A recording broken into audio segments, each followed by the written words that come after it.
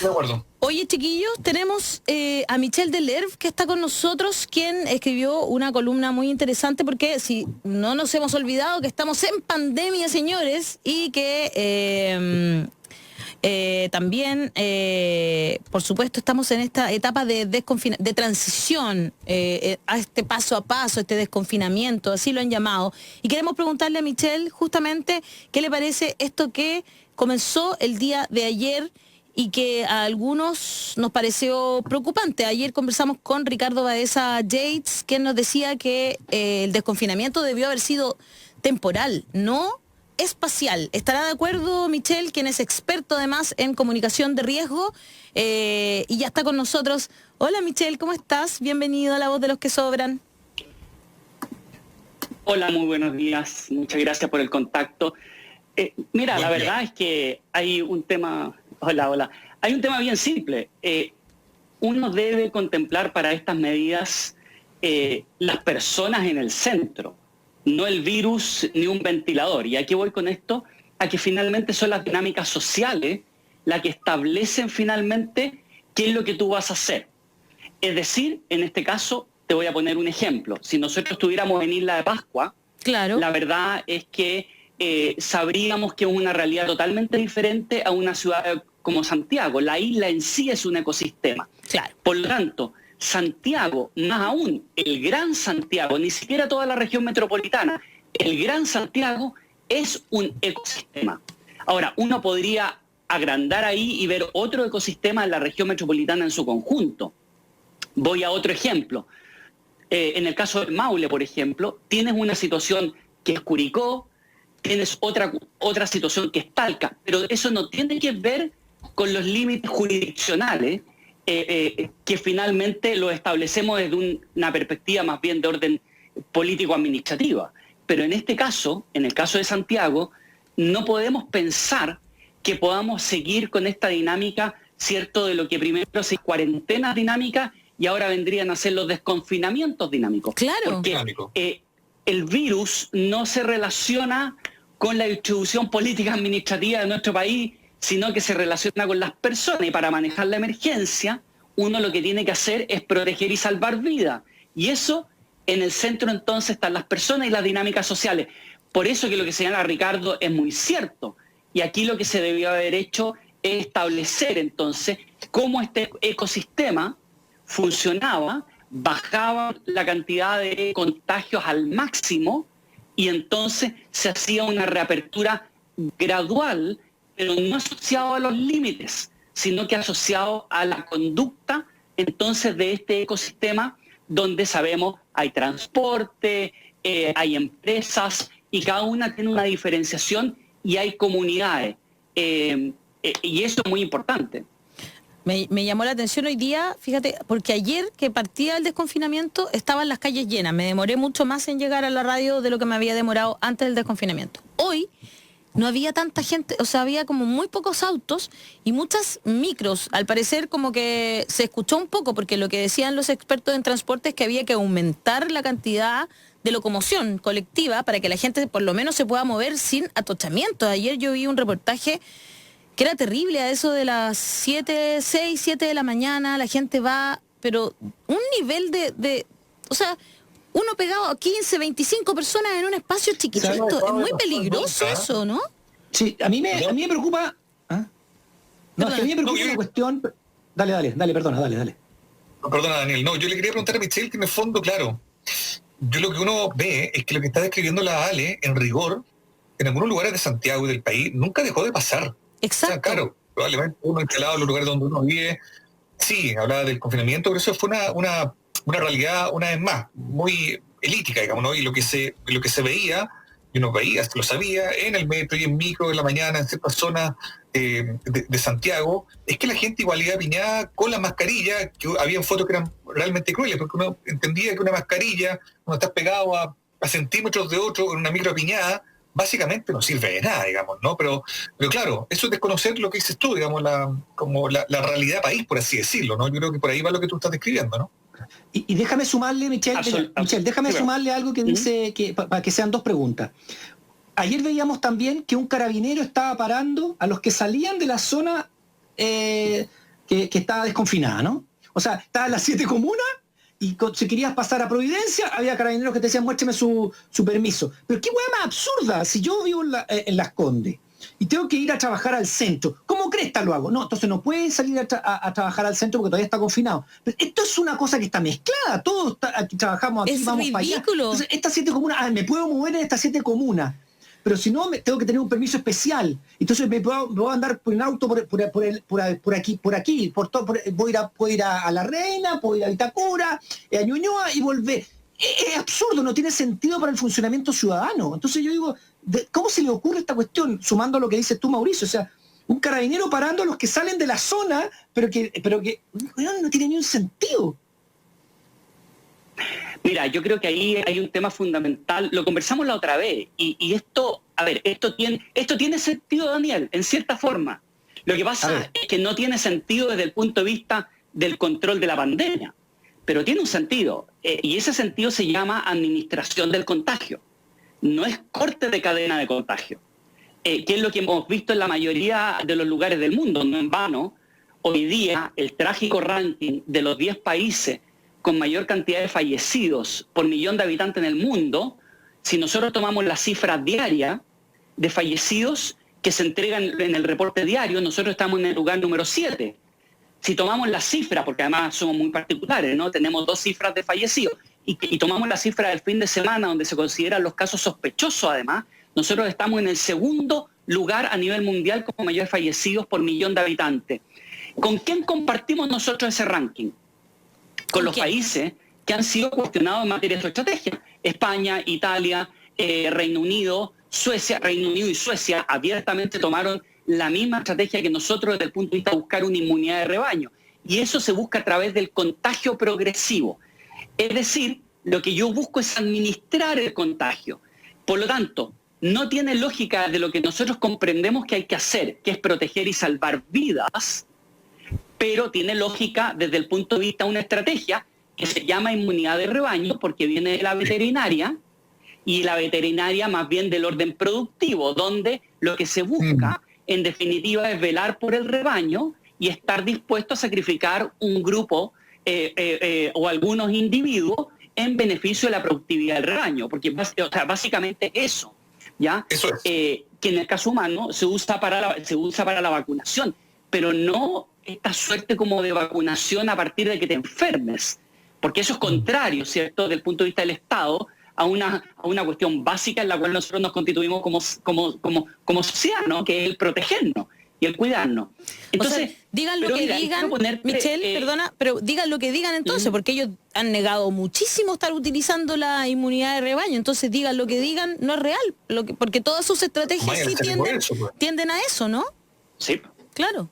Bueno, efectivamente, en algún momento... Mira, las palabras que se han usado son contagio progresivo, se ha usado inmunidad colectiva o inmunidad de grupo, pero de hecho, cuando el exministro Mañalich señala esto del castillo de naipes, ¿se acuerdan que esa fue la cuña como que quedó en el colectivo? Él señala inmunidad de grupo, inmunidad colectiva o inmunidad de rebaño, y dice eso no se logra, y la evidencia, y a mí se me han caído, ¿cierto?, del castillo de naipes, etcétera. Por lo tanto, efectivamente y eso se logra a través de la administración del contagio. A diferencia de lo que se busca con la de corte de cadena de contagio, es que la gente no se contagie, porque si se contagia, se enferma. Como no tenemos cura, como no tenemos vacuna, tú entras a una verdadera lotería, ¿ya? Nueva Zelanda fue claro en eso, perdió la trazabilidad en 2 casos, y lo que hizo fue entonces cerrar y establecer estas medidas, además oportunas, que lo llevaron a que 4 semanas después estuviesen de una otra manera relajando ya las medidas.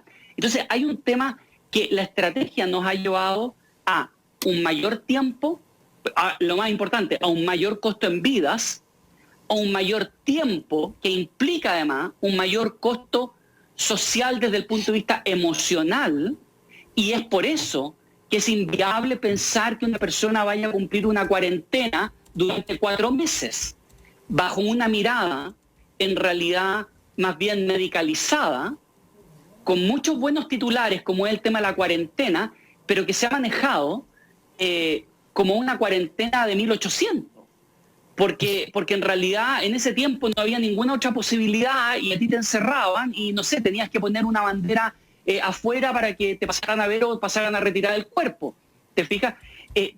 Pero ahí vamos en términos de que no se ha comprendido la dinámica social y por lo tanto, y ahí quizás Daniel va a empatizar conmigo en términos de la palabra que voy a usar, pero el término de cuarentena ha terminado siendo casi asociado a arresto domiciliario, lo cual no tiene lógica, porque te voy a poner un ejemplo en términos de medida, cómo se maneja una cuarentena más moderna en términos de emergencia. Yo podría perfectamente haber primero cerrado la frontera de región metropolitana. Nadie entra y nadie sale de la región. Prácticamente cero impacto social. Y económico tampoco, porque lo que hago es mantener entonces el flujo solamente del abastecimiento esencial para el funcionamiento de la región. Claro. Listo, evitaste la exportación de casos del principal foco. Habríamos protegido a otras regiones. Claro. Después, mientras tú preparas las medidas sociales, cosa que no tenemos hasta el día de hoy, ojo, ninguna medida restrictiva es viable o es 100% que se cumpla si es que tú no tienes las condiciones sociales y las medidas sociales establecidas. Porque de lo contrario tú pones a la comunidad en la disyuntiva entre salud o sustento. Y en esa disyuntiva la persona va a elegir sustento, salvo que tenga muchos recursos y que por lo tanto pueda prescindir temporalmente del sustento. Entonces, ahí lo que ocurrió es que vienen estas dinámicas que tú señalas, entonces, dentro donde finalmente el confinamiento no se cumple y terminamos responsabilizando a la comunidad. Pero ojo, en un manejo de estas características, lo primero son medidas sociales, luego medidas restrictivas, tercero, medidas de control. Porque siempre vas a tener un grupo de personas que no va a cumplir porque está dentro de su naturaleza no cumplir la norma. Pero yo no mezclo, entre comillas, los públicos. Claro. De que alguien voy a tomar detenido a alguien que realmente trabaja informalmente. Perú es un caso muy interesante porque Perú tomó medidas restrictivas muy duras, ¿ya? Pero no tomó en cuenta la situación social, y la situación social indicaba que su alto nivel de informalidad en materia del empleo iba a generar esa disyuntiva. Y hoy día están con un problema importante, también está dentro de los más altos, pero bajo nosotros en términos de fallecidos. Entonces, la dinámica social aquí es sumamente importante. Y te quiero terminar con esto de las medidas, de cómo se maneja una cuarentena, no desde el punto de vista médico, sino desde el punto de vista social. ¿Podrían haber salido los adultos mayores a caminar? Obvio, podrían haber salido. Pero el tema es que no se desplacen en un auto, en un medio de transporte. Pero ¿cuál es el problema? Si tú instalaste la medida social de enseñarle a la gente cuál es el distanciamiento físico, la corresponsabilidad que hay, los adultos mayores perfectamente podrían haber salido a dar una vuelta a la manzana con cero riesgo. Claro. O salir a pasear al perro. Pero terminamos en una suerte de arresto domiciliario. ¿Te fijas? Claro. No, estoy de acuerdo. Una parte de pregunta. Además, lo de la inmunidad, se ha comprobado que no hay inmunidad más allá de 3 meses. O sea, igual no sirve la inmunidad de control, porque uno dice, no, mira, tú te lo pegaste y tienes de por vida, nunca más vas a tener esto. Mentira, se ha comprobado que la inmunidad se pierde en 3 meses. Entonces es peor todavía esta administración de inmunidad de rebaño, porque te va a volver en 3 meses más. Eso es lo que se ha comprobado. Entonces es terrible, porque además está mal manejado. Y lo otro, cuando tú dijiste los muertos, aquí estamos ahora en 13.400 más o menos, no es que sean sospechosos, es que médicos hayan dicho que murió de COVID. Lo que pasa es que no le hicieron el PCR, pero para todas las demás muertes, lo que dice el médico es lo válido y no se le hacen otros test. Entonces, la verdad es que tenemos sobre 13.500 muertos, y esa es la verdad, y lo otro es mentira. 13.500 muertos en Chile porque ha sido diagnosticados por médicos. Y cómo no, mira, perdona, ahí estamos viendo la fotografía de la que yo les hablaba, ¿no? Que estas imágenes que son realmente, o sea, ¿cómo no se va a morir la gente? Mira cómo van. O sea, es un rebaño. Pero claro, es un rebaño. ¿Te fijas tú que ahí hay un tema que tiene que ver con el manejo social, comprender las dinámicas de las personas, de movilidad dentro de una ciudad? Exacto. Donde a mí me sorprende que hoy día estemos como el virus como que nos vino a decir, hey, nos golpeó la puerta, aquí hay gente de escasos recursos, aquí la gente se mueve de Renca a Las Condes. Claro. Mira, con esta medida restrictiva de poner casi la frontera en una comuna, aquí nosotros perfectamente podríamos tener una familia que vive con lo del día, un comerciante que tiene su pequeña botillería o tiene su pequeño negocio en Las Condes, pero que vive en Renca. Él no va a poder abrir su local. Claro. Porque está en una comuna en cuarentena. Entonces, hoy día probablemente parte importante de los locales comerciales que nosotros estamos viendo cerrados, sobre todo los pequeños, es porque el dueño de ese local no vive hoy día en una comuna en cuarentena. Entonces, ¿quién sale beneficiado con esto? Obviamente, el que tiene mayor cantidad de recursos. Volvemos nuevamente a esta diferenciación, porque el dueño del local grande, primero, no necesita quizá ir a trabajar. Puede seguir en su casa aunque vive en una comuna que no está en cuarentena. Pero me pregunto, ¿qué va a hacer si sus empleados viven en una comuna en cuarentena? Ellos no van a poder ir a trabajar, pero él sí va a poder abrir el local.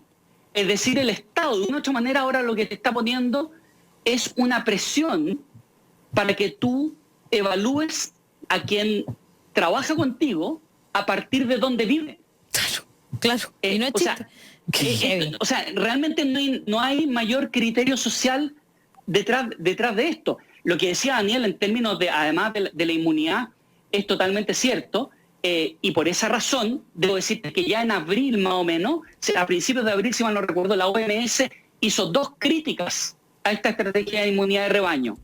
Lo primero fue que señaló que ningún país, ningún Estado miembro responsable de la OMS seguiría una estrategia de estas características. Pero criticó y dijo que esta era una estrategia cruel, ¿ya? Pero además que técnicamente no se lograba. Claro. O sea, aunque tú hubieras optado desde los puntos de vista éticos, tú hubieras optado por esto, el objetivo, que es la inmunidad de rebaño, y eso implica tener alrededor del 60% de la gente con inmunidad, no se lograba. Pero tú sabes que tener el 60% bajo esta estrategia de personas inmunizadas, pensando en que existiera la inmunidad, implica estar dispuesto a, en nuestro país, tener más de 70.000 personas fallecidas. Michel Delerve, muchas gracias por estar en La Voz de los que Sobran conversando con nosotros. Tenemos que ir a una pausa, pero de verdad siempre muy claro en tus comentarios, muy asertivo además y muy didáctico para que entendamos lo que está pasando. Y nada, queda cuidarse uno mismo, ¿no? Eso es lo que nos queda por ahora. Ayer sí. Familias completas en los carros en Irarrázaval y me dolió el corazón del susto, te lo juro.